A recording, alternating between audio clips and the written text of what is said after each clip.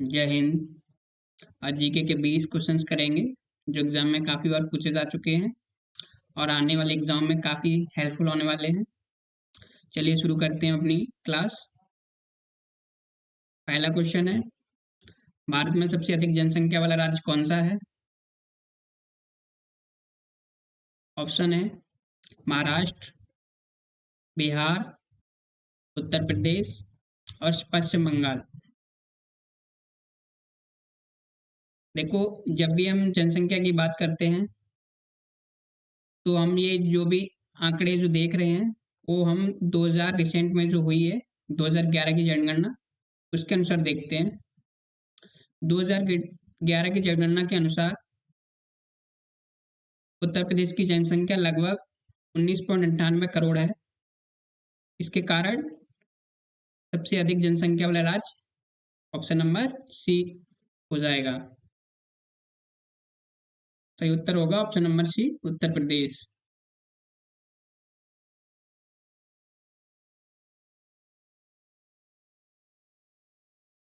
अगला क्वेश्चन है,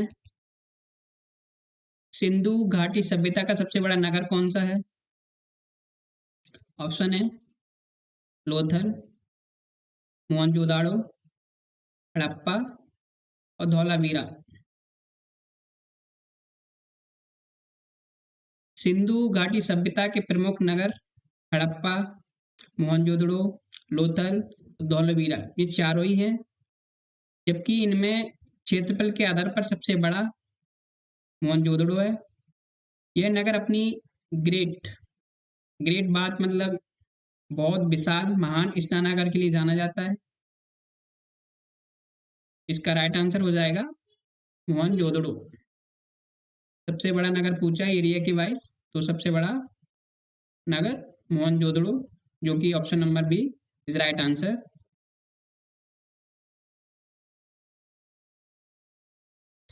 अगला क्वेश्चन है, भारत की मानक समय रेखा किस देशांतर से गुजरती है?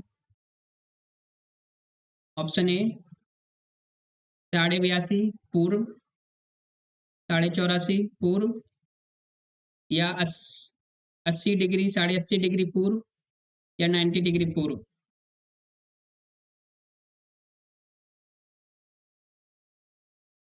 इसका सही उत्तर हो जाएगा ऑप्शन नंबर ए 82.5 डिग्री पूर्व।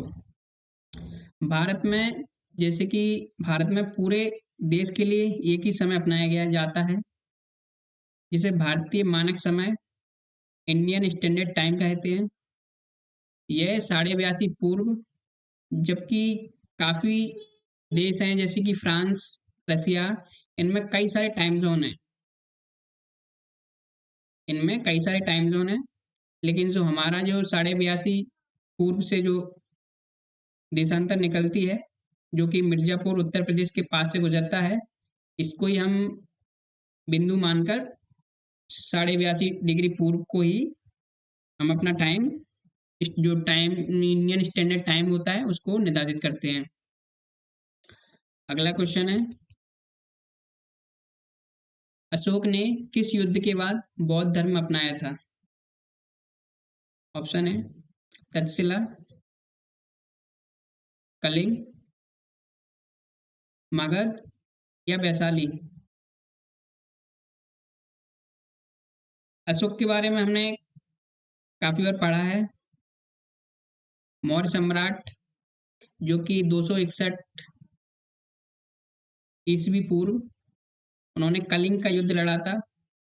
इसमें मतलब इस युद्ध में बता जानते पढ़ते हैं हम कि बहुत भयानक, ऐसा मतलब हर जगह लाश, ऐसा कुछ नरसंहार टाइप का हुआ, जिसे देखकर अशोक का हृदय परिवर्तन हो गया और उन्होंने बौद्ध धर्म को अपना लिया था। इसके बाद उन्होंने मतलब इसी युद्ध के बाद उन्होंने अहिंसा और धम्म का प्रचार शुरू किया। तो इसका सही उत्तर हो जाएगा ऑप्शन नंबर बी, कलिंग। अगला क्वेश्चन है, भारत में मॉनसून सबसे पहले कहाँ पहुंचता है? इसके ऑप्शन है तमिलनाडु, पश्चिम बंगाल में, केरल में या उड़ीसा में। भारत का मानसून लगभग 21 जून से आना स्टार्ट हो जाता है, मतलब 21 जून से। और वो भारत का जो मानसून है दो शाखाओं में बढ़ जाता है। एक होती है वेस्टर्न, जो कि अरब सागर होते हुए आती है। एक होती है पूर्व, जो कि तमिलनाडु को हिट करती है। जबकि भारत में दक्षिण पश्चिम मानसून की शुरुआत केरल तट से होती है। आमतौर पर एक जून के आसपास केरल पहुंचता है। इसके बाद धीरे धीरे पूरे भारत मानसून के चपेट में आता है। जैसे कि मैंने बोला 21 जून को पूर्णतः मानसून ऐसा लगता है कि आ गया है। इसका सही उत्तर हो जाएगा केरल।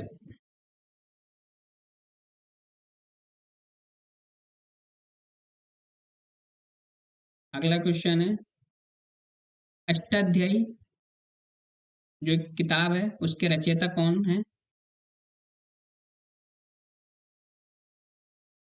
ऑप्शन है पतंजलि, ऑप्शन बी पाणिनि,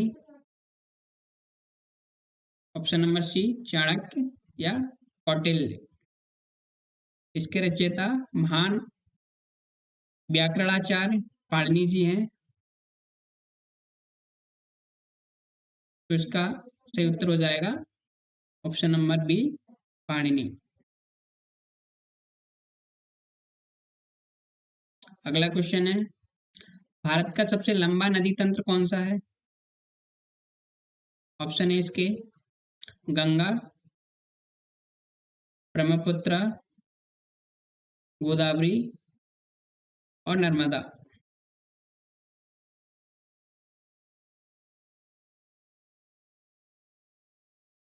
हालांकि जो ब्रह्मपुत्र नदी है वो सबसे लंबी नदी है, जबकि हम बात कर रहे हैं नदी तंत्र। नदी और नदी तंत्र उसको बोलते हैं जो एक नेटवर्क होता है, उसमें कई सहायक नदियां, उनकी सहायक नदियां ऐसे करके मतलब एक जालनुमा संरचना हो जाती है, उसको बोलते हैं नदी तंत्र। जबकि भारत में सबसे बड़ा नदी तंत्र गंगा का है। तो इसका सही उत्तर हो जाएगा ऑप्शन नंबर ए गंगा।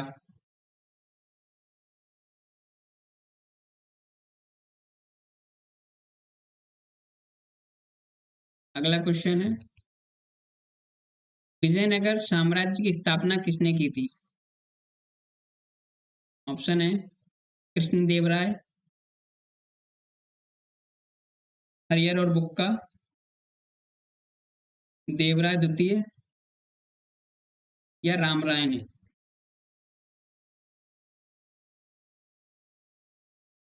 ये बताओ विजयनगर जो साम्राज्य, इसकी स्थापना किस सन में हुई, कब हुई? कमेंट में आंसर लिखो जिसको भी पता है। जो ये विजयनगर साम्राज्य है वो दक्षिण भारत में स्थापित था, और इसकी स्थापना हरिहर और बुक्का दो नामक भाइयों थे, उन्होंने की थी। यह जो साम्राज्य है वो दक्षिण का सबसे शक्तिशाली साम्राज्य था। इसका सही उत्तर हो जाएगा ऑप्शन नंबर बी हरिहर और बुक्का। अगला क्वेश्चन है, काली मिट्टी किस फसल के लिए उपयुक्त होती है?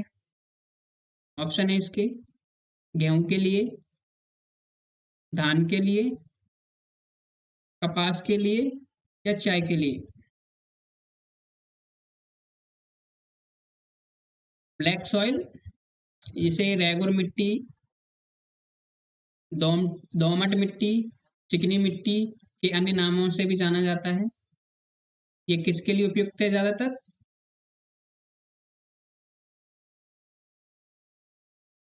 ऑप्शन नंबर सी कपास।